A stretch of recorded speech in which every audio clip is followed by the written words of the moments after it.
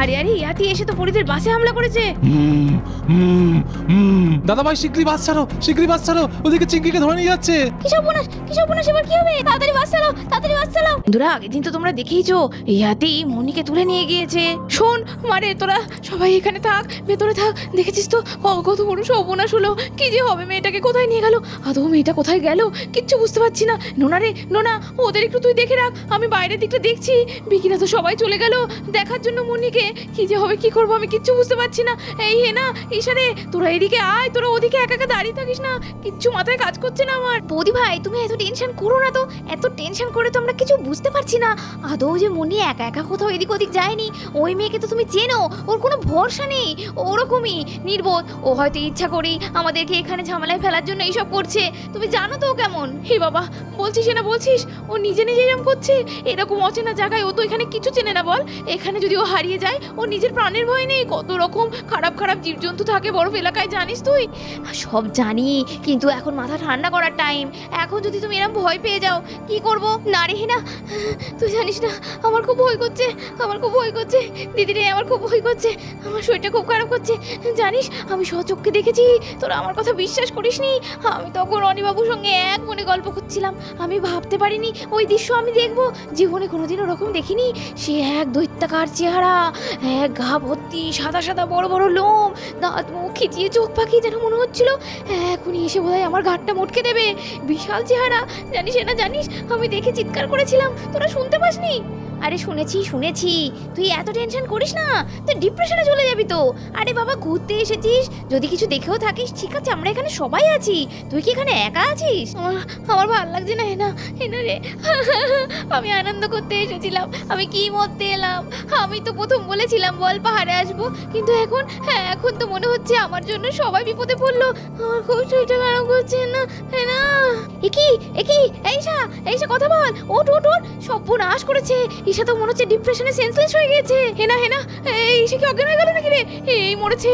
একে এদিকে সামলাতে পারছি না, একজনের হয় না আবার আরেকজন। ও এমনি খুব ডিপ্রেশনের রোগী।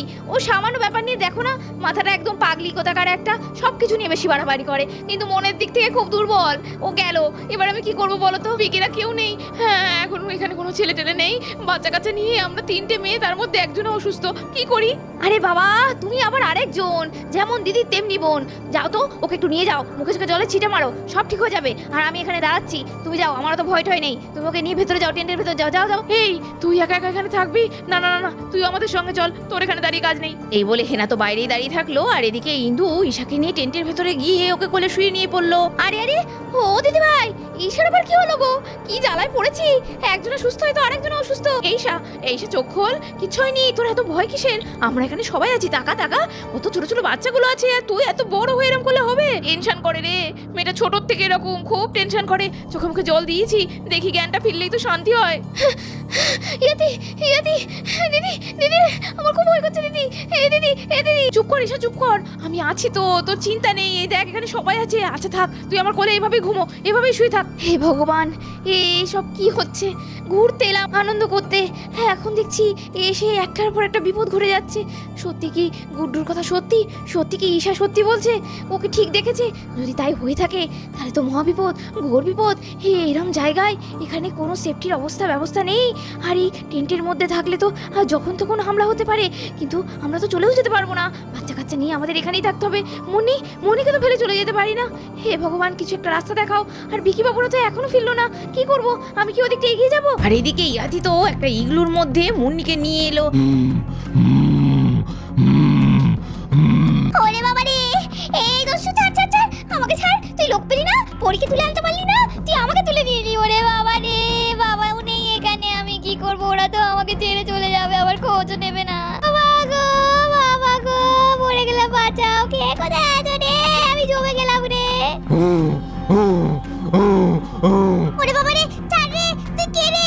ওরে বাবা, কি বিচ্ছিরি কথাকার দেখতে, মুখ দিয়ে আবার কি সব গন্ধ বেরোচ্ছে।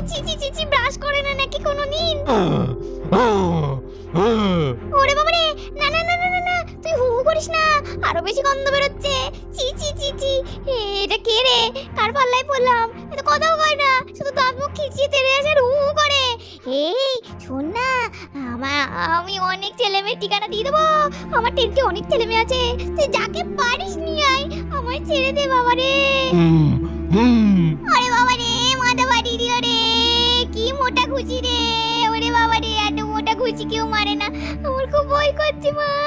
বাবা আমাকে বাঁচাও, আমাকে ছেড়ে দাও, আমাকে ছেড়ে দাও, এরকম করো না, আমি তোমার কি ক্ষতি করেছি, আমাকে ছেড়ে দাও। এদিকে ইয়াতি তো মুন্নিকে রেখে আবার হুঙ্কার করতে করতে আস্তে আস্তে ইগলুর বাইরের দিকে যেতে লাগলো।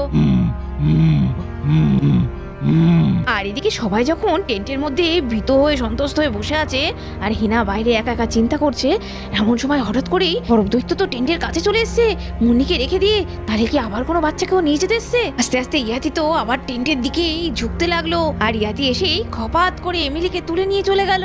ওই বাবা, ছেড়ে দে, ছেড়ে দে, ছেড়ে দে, আমায় নিয়ে গো। আরে এমিলি বলে না কি কি? আরে আরে সর্বনাশ, ওটা তো সত্যি। তার মানে ওই মানবটা নিয়ে যাচ্ছে। এটা তো ইয়াতি, এটা তো ইয়াতি। হে ভগবান, এক এক করে সব বাচ্চাদের তুলে নিয়ে যাবে নাকি? কি করি? ওরা তো এখন এলো না। ইয়াতি, ইয়াতি, বাঁচাও, বাঁচাও, ওরে বাবা, ওরে বাবা, বাঁচাও, বাঁচাও, কি হবে, ওরে কি হবে? ওরে বাবা, শোনা রে, সর্বনাশ হয়ে গেছে। সত্যি সত্যি তো ওইরকম একটা দানব আকৃতি মানুষ এসে আবার এমিলিকে নিয়ে গেল। কি করব আমি? আমাদের এখান থেকে পালাতে হবে, যে করে হোক পালাতে হবে, নাহলে আমরা কেউ বাঁচবো না। একই ভাবে ইয়াতি এমিলিকেও ইগলুতে নিয়ে এসে ফেলে দিল। এই বাবা, মজা ফেটে গেল। এখানে কি ঠান্ডা রে। ঠিক আছে, মর মর, তুই সবসময় আমাকে বলিস না মরতে, এবার নিজে মর। মুখ পুরি পাপি, তুই পাপি তোকে নিয়ে এসেছিল, আমি তো পাপ করিনি। তোর ঠিক হয়েছে, আমাকে কেন নিয়ে এলো রে এই জন্তুটা? এই তুই লোক পেলি না। ওরে বাবা, এই দস্যু, তুই বেশ করেছিস ওটাকে নিয়ে এসেছিস। শোন না, ওদিকে আরো আছে, ওই ছেলেপেলেগুলো নিয়ে আয়, আমাকে আমার জায়গায় দিয়ে আয়। ওই বাবা রে, কার পাল্লায় বললাম। কি শীত করছে, চারিদিকে শুধু গরম। এই বাবা রে, কি শীত করছে। এই মেয়েটা, তুই তো খুব শয়তান রে। হ্যাঁ, কাল নাগিনি, তোর তো লজ্জা করে না? তুই অন্যদেরকে আনতে বলছিস, নিজে মরছিস মর, আমার কোনো ব্যাপার না, আমি মরতেই পারি। কিন্তু তুই সবার বিপদ চাইছিস, তোর কখনো ভালো হবে না দেখবি। আর কিছুক্ষণ পর ইয়াতি তো শুয়ে লম্বা লম্বা নাক ডাকতে লাগলো আর ঘুমিয়ে পড়লো।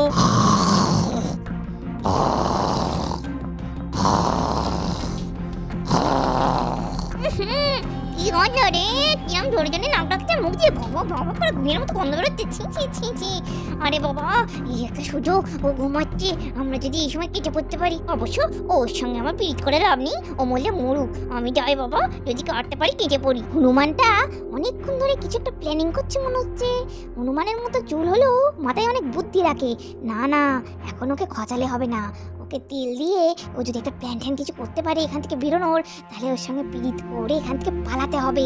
না মুন্নি, বুদ্ধি কর, মাথা গরম করিস না। এমিলি, শোন না একটু। এই তো যতই হোক, দেখ পরি আমার বোন, তুই তো আমার বোনেরই বন্ধু, তুই তো আমার বন্ধু হোস। আরে বাদ দে তো, ওসব আগে যা হয়েছে। এটা সুবিধার দিক কিনা, হঠাৎ করে তো জলের মতো গলা কথা বলছি, নিশ্চয়ই ধান্দা আছে। কি বলছিস? ডাকতিস কেন? তুই মরছিস মর, আমি তো এখন পালাবো এখান থেকে। কি করে রে? এমিলি, ভালো মেয়ে, বলা কি করে? আমাকে একটু সঙ্গে নিয়ে চল, এভাবে আমাকে ফেলে রেখে চলে যাবি? আমরা তো একসঙ্গে এসেছি, বল। তোর আঙ্কেলের সঙ্গে এখানে ছুঁয়ে থাক, যা, আঙ্কেল ঘুমোচ্ছে, তুই পাশে গিয়ে ঘুমিয়ে পড়, আমি যাই। এদিকে এমনি তো চারিদিকে গর্ত খুঁজতে লাগলো, কোথা দিয়ে বেরোতে পারবে। আর হঠাৎ করেই একটা জায়গা দেখতে পেলো আর সেখান দিয়ে টুকটুক করে বেরিয়ে পালানোর চেষ্টা করলো। এদিকে আমাদের মুন্নিও এমিলির পেছন করতে লাগলো আর ও আস্তে আস্তে এগুলো থেকে বেরিয়ে যেতে লাগলো। আর এদিকে কিছুক্ষণের মধ্যেই ইয়াতির হঠাৎই ঘুম গেল ভেঙে। আর ঘুম ভেঙে যখন আশেপাশে কাউকে দেখতে পেলো না, তখন তো প্রচন্ড রেগে জোরে জোরে হুঙ্কার করতে লাগলো।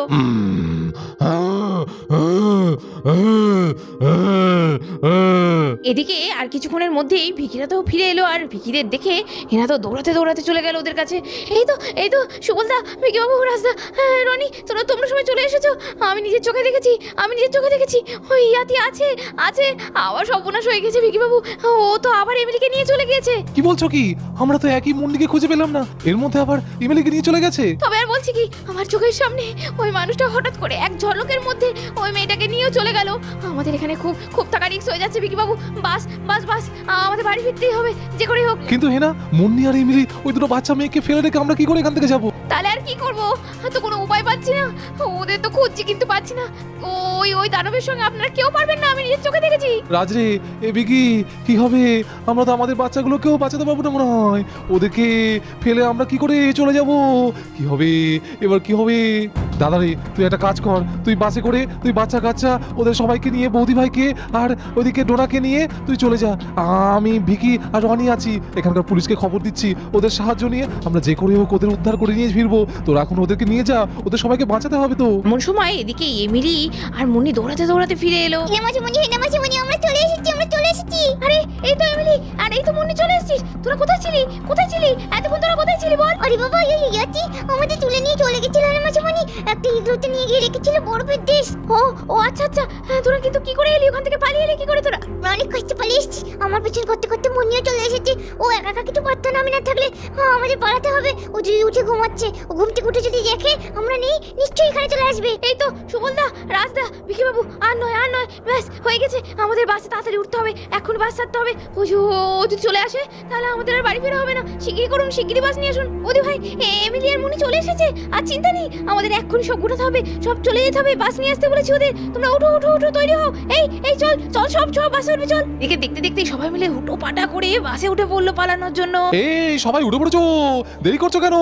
তাড়াতাড়ি সবাই উঠে পড়ে রেডি হও, আমি বাস ছাড়তে বলছি, এক্ষুনি চলে আসবে। আচ্ছা বৌদি ভাই, একবার দেখে নাও ভেতরে সবাই উঠেছে কিনা। উপরে দাদা আর রাজদা উঠেছে, আর দেখো ভেতরে সবাই আছে কিনা। তাই এবার বাস ছাড়তে হবে। আরে রনি, দেরি করো না, আমরা সবাই উঠে পড়েছি, কেউ বাইরে নেই। আর তোমরা শিগগিরই বাস ছাড়ো, দাদাকে বলো বাস ছাড়তে। আর এদিকে বাসটা ঠিক ছাড়বে এমন সময় তো ইয়াতি চলে এলো।